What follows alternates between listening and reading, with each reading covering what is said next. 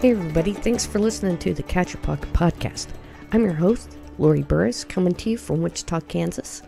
And tonight, our 10th episode, and that was actually a really goal for me for this podcast, was to do at least 10 episodes. I've already have 2 more people lined up for future episodes, so I guess we're going to at least do 12.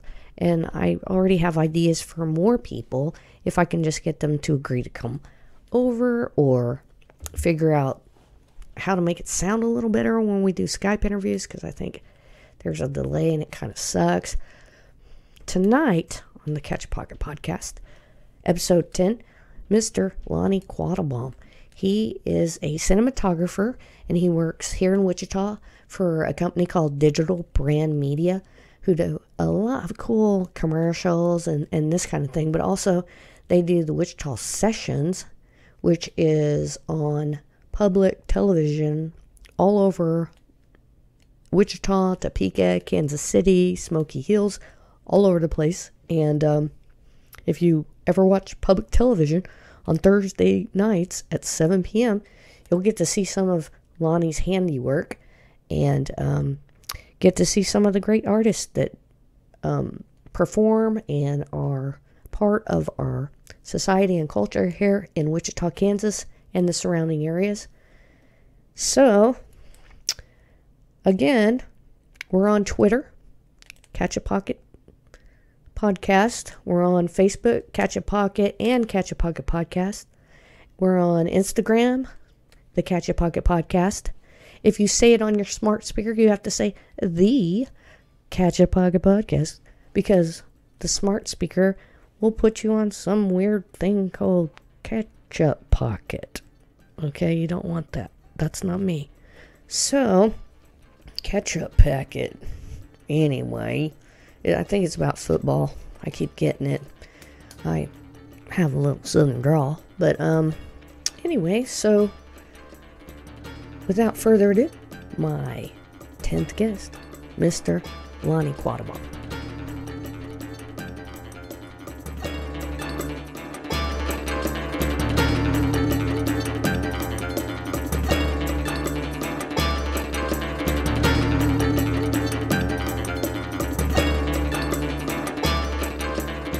I'm here with Mr. Lonny Quattlebaum. Am I pronouncing that correctly? Yeah, that's right. All right, and I don't want to jack up somebody's good name. But thanks for coming to the podcast, and thanks for coming out to Park City. Let's just start out with where you were born. Were you born here in Wichita? Yeah, originally from Wichita. Lived here pretty much all my life. Maybe spent 6 months away. Yeah. Came back. Where'd you go? I went to school briefly in Chicago and then ran out of money. Right. And came back home. Like an art school? Film school. Cool. I went out there for 6 months, and it was kind of pricey, and I felt like I wasn't really getting where I wanted to go with it, so I just came on back. Yeah, that money, and you end up having to pay it back, and I'm still paying my student loan. So in your school years, you went to WSU? Yeah, I went to WSU. Actually, kind of took the long route. Graduated. Honestly, I can't remember if it was 90 or 91. Yeah. But, started WSU and kind of took my time because I got, kind of as I was going, I got into several jobs that were related to the industry that I'm working in, so that I was interested in. And you're in media, and you're in marketing and producing, and you actually did film?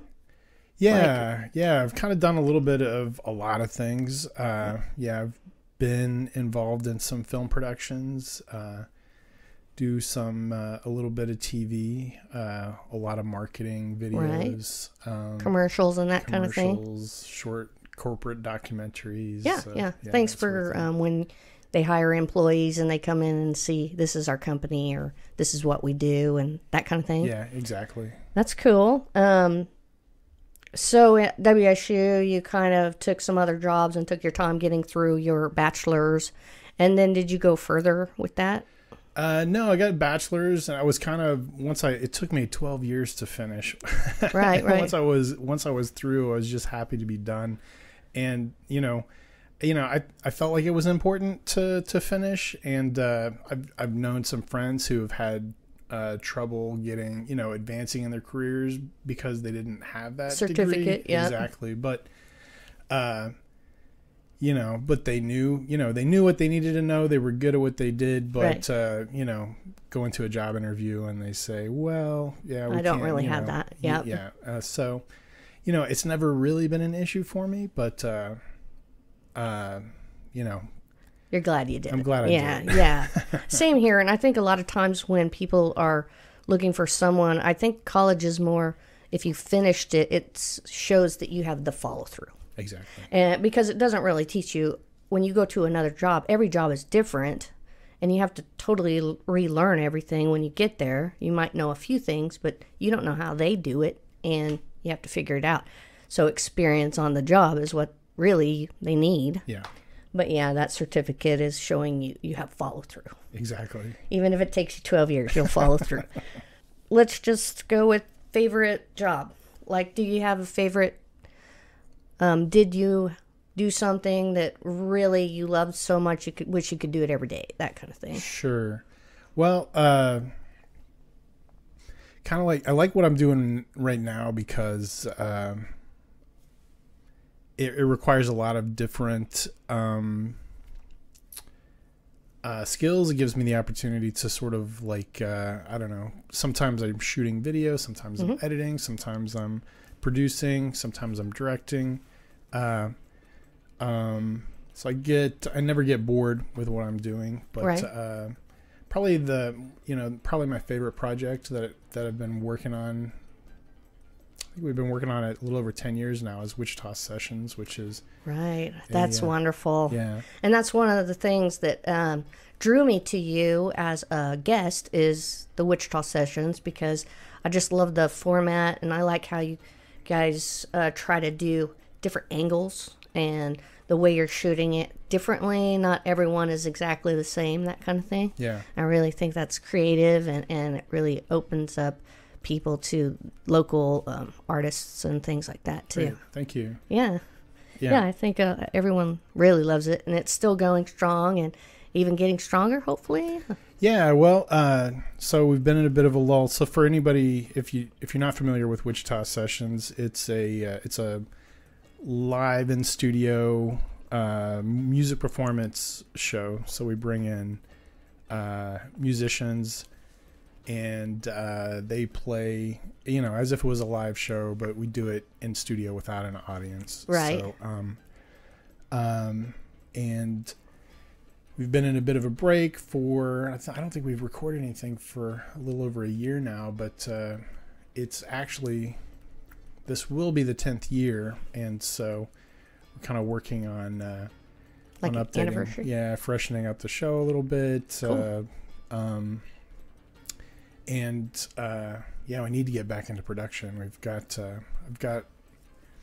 a giant list of artists that we need to be talking to, right. But until we're ready to right. to get into production, I don't want to get too far ahead of ourselves on it. So. Understood with that, yeah. Especially with this show, I have a wish list and a dream list, and then other things kind of fall into place. And like my first guess was Michael Carmody, but my second one was Nikki Motamog. Okay. And when I was researching you, I saw that you did her. Yeah. And it was your first Wichita Sessions? Yeah, Nikki Motamog was, she was on our very first show. It was a kind of our pilot episode. So we're trying to figure out if it was something that we could do, right. And we knew Nikki, and so we weren't scared to call Nikki and ask her, hey, will you come do this and show? she is so nice and generous with her time and stuff like that. And she likes to be on the forefront. Yeah. And I think that's awesome. And you guys are on the forefront of what you're doing here. And I think it just was a great whole episode. So yeah, well, thank you. And it's kind of what encouraged us to keep going was we got a lot of great response from that initial. I can see that. Yeah. Definitely. So, do you have? I watched a couple of your films because you can rent them on Prime. Okay, I didn't know if you knew that or not. But Just Breathe and Just Breathe. Okay. And the Life in a Barrel. Yeah. Okay. Yeah, I watched those too, and they're really good. Really, thank you. really good. You know, you didn't have like $1 million budget, you can tell, but no. otherwise the story was awesome, thank you. and the shooting, it worked well, and all the cuts and everything. So I was Great. really like, wow, this is actually a really great movie, like story, and you know. Well, we gotta attribute that, to Jason Bailey, who I was working with back. I guess those movies were from 20 plus years ago. Yeah. So, Yeah, like they in look the like 90s. 90s, yeah. Yeah, 90s. probably 97, 98. Yeah, we were doing.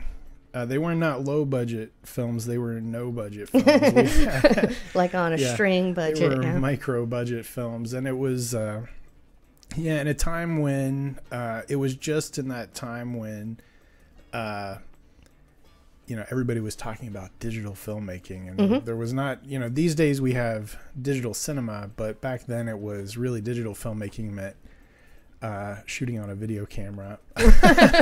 Yeah, not running tape, right? Well, yeah, That's running basically tape. So like, High 8, we were really excited when Mini DV came out because it was an affordable medium. Definitely. And, it looked almost as good as, a news video camera, but Sure. it was not exactly, it wasn't exactly film. We did, and then we spent a little extra money on My Day in the Barrel. Brian Bailey helped us, come up with the money to buy the film stock so we could actually shoot that on 16 millimeter. Oh, okay. You could definitely tell the difference on it, but this acting was all real quality acting. I really enjoyed watching both of them. I watched both of them one day and then the next day, and had no trouble. And I'm one of those people that will get bored and turn something Sure. off and go do something else. Yeah. And I didn't do that at all. So if you have a chance, check those out. They're on Prime Video. And so you said Brian Bailey. So is he Jason Bailey's brother? That Brian Bailey's Jason's dad, and Okay. yeah, he was I forget what he was doing at the time. I think he was a sales guy in between jobs, and so He had some time. he had some time and interest in helping, come up with helping us get a film made. So Yeah. yeah, Cool. he was the executive producer on that He film. was marked as the executive producer. Yeah. And I noticed on one of them, I think it was Life in a Barrel, Phil's bandmates from way back were in a coffee shop playing, and I said, Phil, come up here and check this out. It was who Dennis was it? Hardin and Okay. Kim Hamlin. Okay. And they were called, at the time, I think they were called She and He, or Kim and Him. That's probably right. Yeah. But anyway, it was at the coffee house, right? Down Yeah. in, It's been a lot of names, coffee house. sure. I forgot what it was called at the time. But Yeah, I it's, can't down either, in but Riverside. It was, I can't remember either. It's like our coffee house now, I think. Yeah. Yeah. Yeah. Okay, so that was pretty funny, though. I was like, had to pause it and tell them to come up and watch this. So is there something that you learned from a job that maybe you wish you would have known before you took on a job? Like, was there any kind of, just maybe someone made a mistake, or you worked with someone and they made a mistake and you learned from their mistake and you were like, okay, next time I need something. Sure. Or Well, and I feel like every project I work on is a learning experience, right? Right.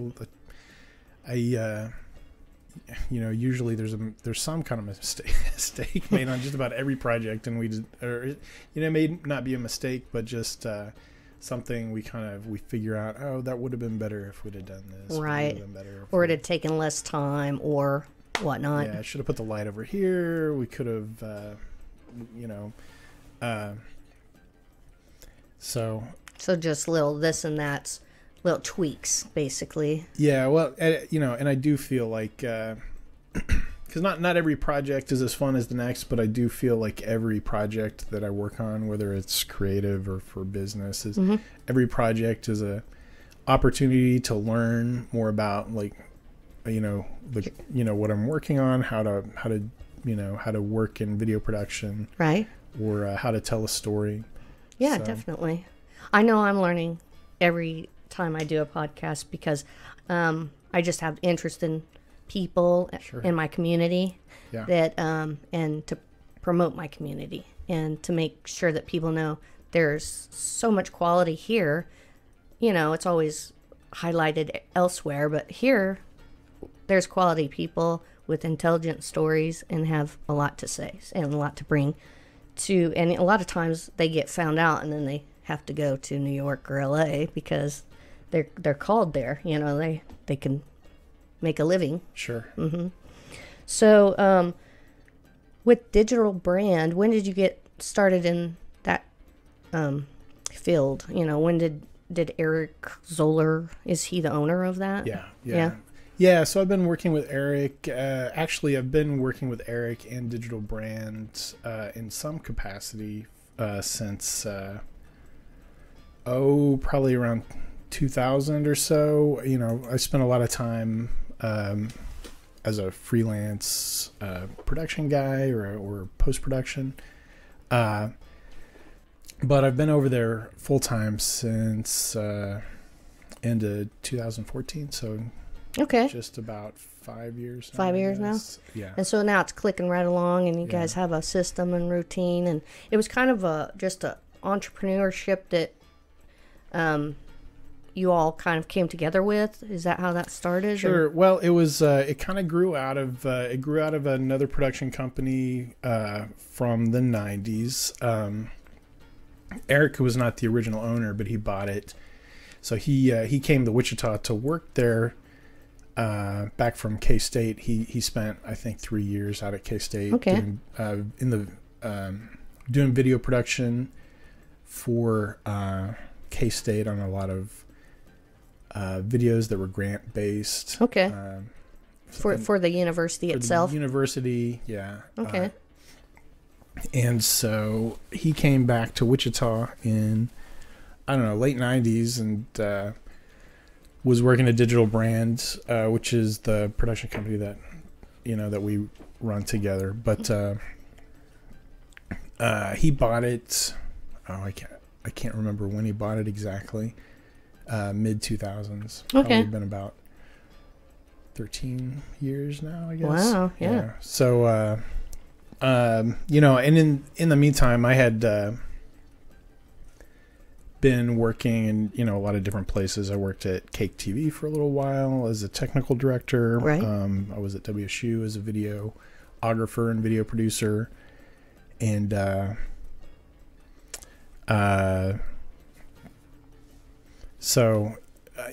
all during that time, I had worked in some capacity as a freelance guy, right? Just getting work done. Definitely, that's awesome. Are you motivated? What motivates you as a artist to get these freelance jobs? I mean, you have to have a gumption about yourself to go.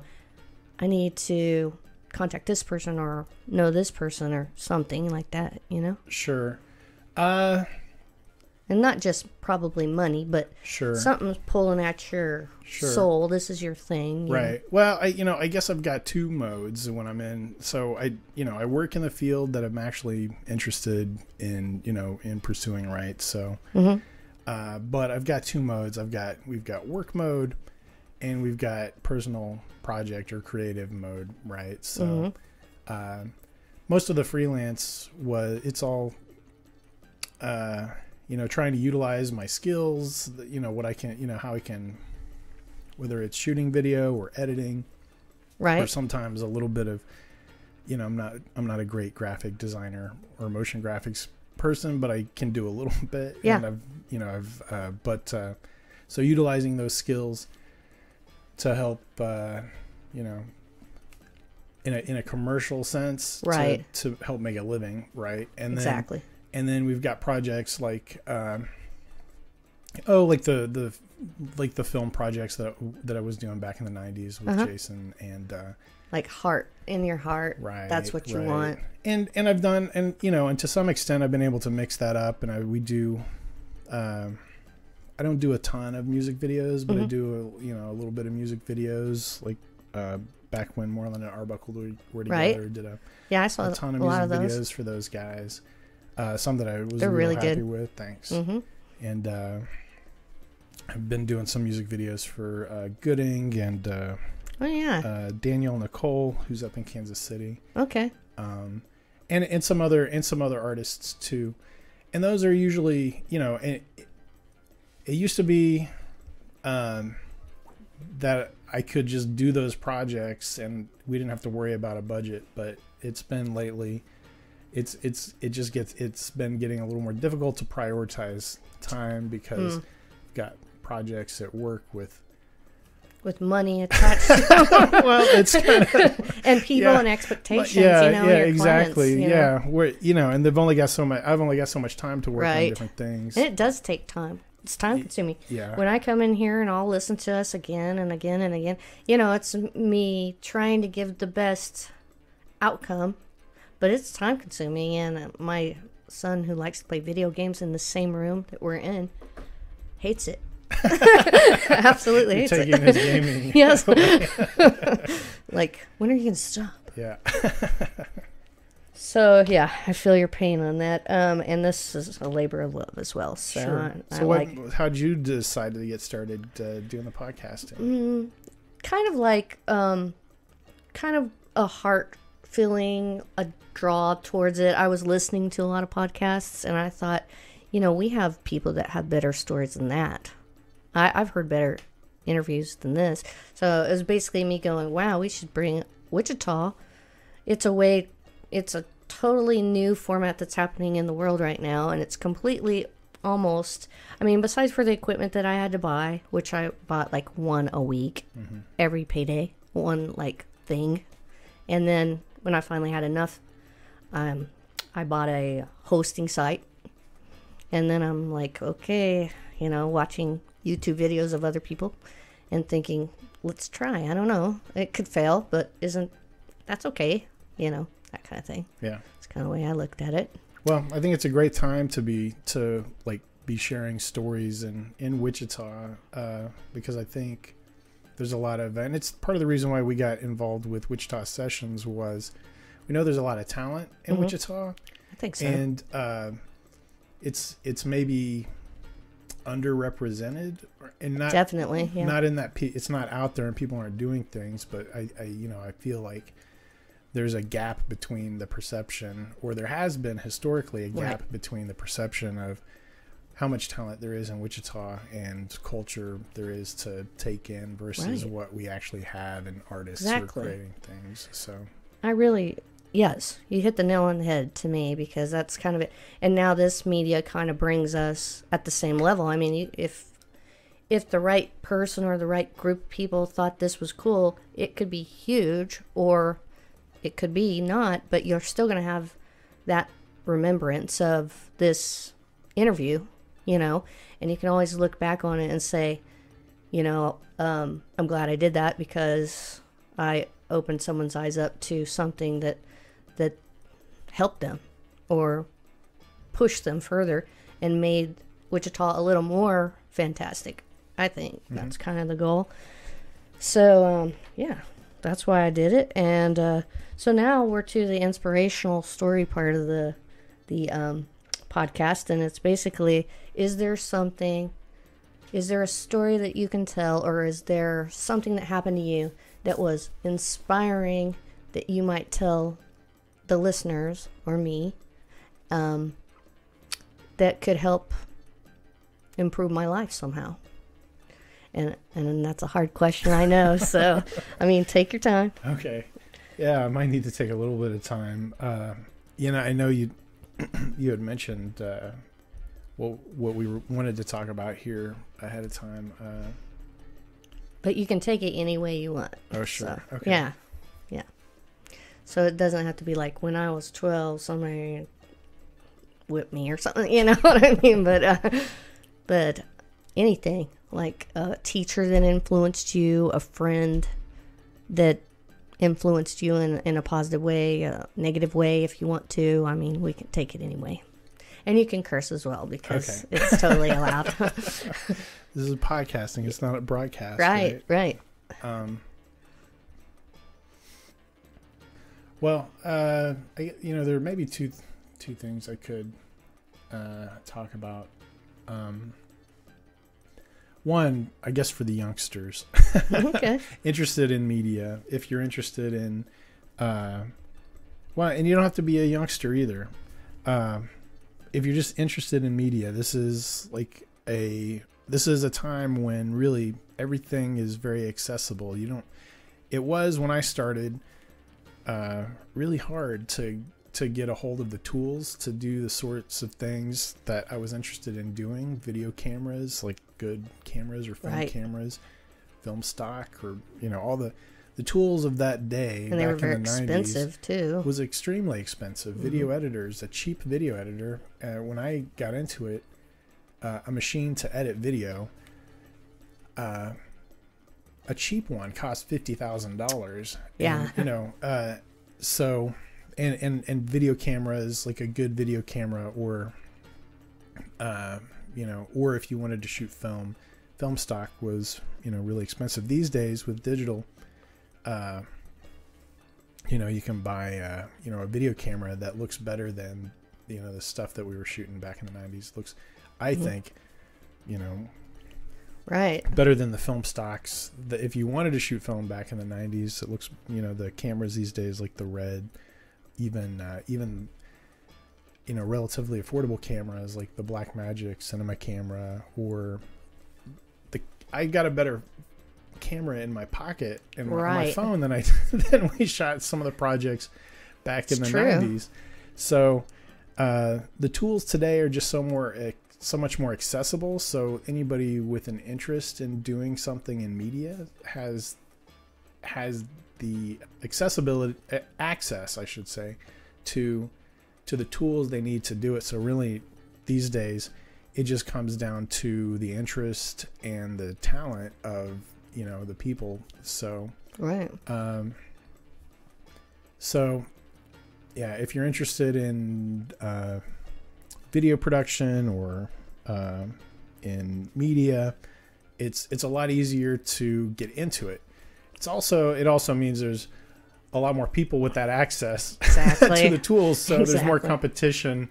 There's more out there, but it's good. I think it's good to have competition. It's good to have a lot of ideas out there, and And you got the YouTube format and all the different, web formats that you can create an audience. Yeah, right. That's another thing that's great about today versus what we. So when we were doing our, micro budget feature films back in the 90s, if we were lucky, we would get 80 people to come out. We could market it, and we could. We frequently got the Orpheum booked back when the Orpheum didn't have a whole lot going on. Right. But, we would maybe get a couple hundred people out, and that felt pretty good. That was a lot, yeah. But these days, like you can post your video on YouTube or on Vimeo, or give them a taste of it or something and let them know. Yeah, you can reach audiences. A lot larger audiences, and that's something that's been fun about the new kind of digital media, the new delivery format for sort of the democratization of distribution. Right. You can put your stuff on YouTube, or you can even put it on Facebook, which is where everybody's on Facebook, right? Right. Or Instagram is big. Yeah. People, it's a lot more likely that you will get your stuff seen by people. You'll reach an audience with a common interest. Yeah, possibly. Yeah. I'm working on that myself right now. But yeah, you can get all around the world. I've had people in Australia listen. I can tell because it gives you all the stats and everything. It's pretty cool. Yeah, sometimes it's fun to go look at all those stats on the geographic areas where all your audience are at. And like, what are these people listening? Yeah. Like Germany, and maybe they don't even speak. Well, I mean, they must because they listen. So, yeah. Hey, Germany. But hopefully they listen, keep listening. But okay, so on a creative level, when you were the editor for those low budget feature films that you made in the 90s? So I, or you were a cinematographer? I had different roles on a lot of the films that I worked on with Jason Bailey back in the 90s. A lot of times I was not available for during production, but if I was, sometimes I would shoot. If I wasn't, I was the guy who had a Final Cut Pro at the time. So yeah, I did edit a lot of those until we were able to get Jason set up with Final Cut, and then he edited a lot of them. But I think I had small acting roles in a few of them. But yeah, that's cool. The party scene. The party, yeah, I was in the party scene. I remember that. Yeah, so on that one, I think we co-directed, and I was the director of photography on a few of them. There's, most of them, they didn't look that great. I still had still learning how to light for film, and right. I think the very last one we did was a feature length digital, that we shot it in 2007, maybe just before Jason and his wife Rebecca moved to New York, and that was called Gracie Rose, and that was the last one we did. It was the first one I actually kind of started feeling good about how we the process, the lighting on it. Okay. Yeah. So the lighting was a major concern during them because it makes it look warm or cold or and just the quality of the light, and I guess that's the advantage of going to film school, especially if you're interested in cinematography. Yeah. These days you can get all that information on YouTube, and there's so many tutorial videos, right. And everybody shares oh, this is how we made it look great. Back then you could read it in a book, but it's not quite the same. Well, if you didn't have the tools, if you didn't have the lights or access to all the stands and the various tools, it was a little more difficult to sort of kind of figure it out on your own. Today it's a little easier, and I see a lot of people, a lot of kids doing better looking stuff earlier now because they can go onto YouTube and they see, oh, you should set that light behind a big silk to make to make the diffuse the light, right. To give it a more even soft instead appearance of sharp. Instead of just really hard shadows, right. And, yeah, I never even thought of that. Yeah. So I mean, there's lots of tricks. There's lots of tricks that I didn't know about back when we were just starting out, and it took a while, but that's I guess we were talking about that's where you learn something. Right. In every production. So yeah, since you didn't have at that point, there was no YouTube to go to see if anyone. I mean, and some YouTube instructional stuff is crap too. I was watching something today about just I can't even remember what I was looking up, but it was one said one thing and the next video was completely the opposite of the thing. So I was like, well, I don't know which one's right, but now you've got two perspectives. yeah. Maybe they're both right in their own way. I don't know. So, well, looking forward to Wichita Sessions 10th year, and do you have any what would they call Easter eggs for us so we can find out who's going to be on, maybe, or do you have some people lined up already? We've been talking to a few people. There are some that we know we're interested, and we need to get back in touch. Trying to figure out when we're gonna get into production, which is we got to get going here in the next couple of months. Historically we've done a lot of shooting at the Diver, which looks great. Really nice. But and they have heat now in the winters, but like they don't have AC in the so like after once it hits on the second floor, which is where we do our production when we're there. So once it hits April, it actually, because we did I think we did Sluggos on a Sunday morning in April. And by April, it was already hitting 80 degrees, and oh man, so, like we did it so early it in the morning. But yeah, that was the first season. So yeah, we kind of learned, like, if we're gonna do it up there, we got to do it. We have to do it in the fall or early in the spring or in the winter. But in the summer, it's too warm. You have to go elsewhere. Yeah, we got to go elsewhere. Find a new spot that's air conditioned, hopefully. Yeah. So we typically on sessions, that's what we. On Wichita Sessions, we try to find some nice looking rooms in and around Old Town and downtown area in Wichita. And so far, everything has been out there. A few times we've done it outside.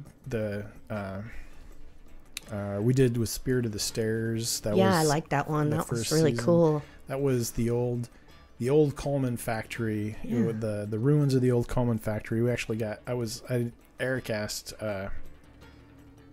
should we shoot it out at the old Coleman factory? And I was like, there's no way they're going to let us shoot out there. And so I was like, if you can get permission, then we should do it. And he called, and I forget who he talked to, one of the VPs out there. And sure enough, they gave us a key to go. Go. We had to get an insurance policy for up to, I don't know how much, but in case somebody got hurt out there. Well, liability. You know, we had to. I mean, in any time you're on a production, you need to have insurance to cover whatever might happen. But I think we had to up it a little bit for that production. But anyway, that got torn down. That building got torn down, and now it's the parking lot, right? Right. But right across from where Wave is now. And Wave could be a good possibility for you guys. We might have to talk to them about. Yeah, and also, those guys own the Cotillion now. Some of those same guys, and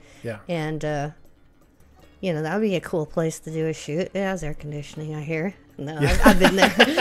Did you go to the Pixies last night? I did not. I should have gone to Pixies. I know it seems like everybody, my I know, I'm social so media jealous. feed was populated with Pixies photos and videos, but no, I didn't. Yeah, I live out that way too, so. Okay. But well, you did come a little ways then today. Yeah, but no, we shot. I did shoot. We shot a little music video with Dustin Arbuckle for his Dustin Arbuckle and Damnations. We did a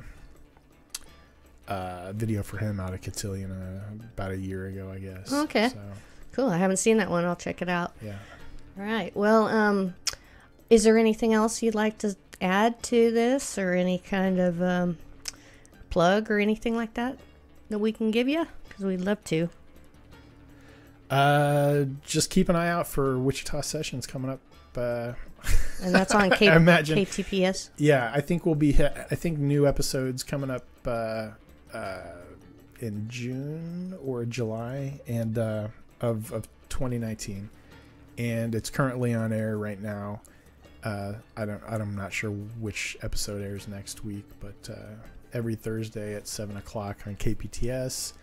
And we're also up in Kansas City on public television, KCPT, and then also Topeka and Western Kansas on Smoky Hills. So okay, it's the it schedule plays in all those places. Yeah, it plays in all those places, but the schedule is a little different everywhere. So it's off the top of my head, I'm not sure. Okay. Days and times. But I'll put a post on my Podbean app that I publish this on. Okay. And just to all those little things, the link to KTPS, a link to your digital brand media that you Cool. work at, and anything else you want. And you can just tell me if you want to delete any of this stuff too. You know, I'm willing and able. So I really appreciate you coming, Lonny, and spending a little time with me and catching a pocket with me today. Great. Thanks for having me. Thank you.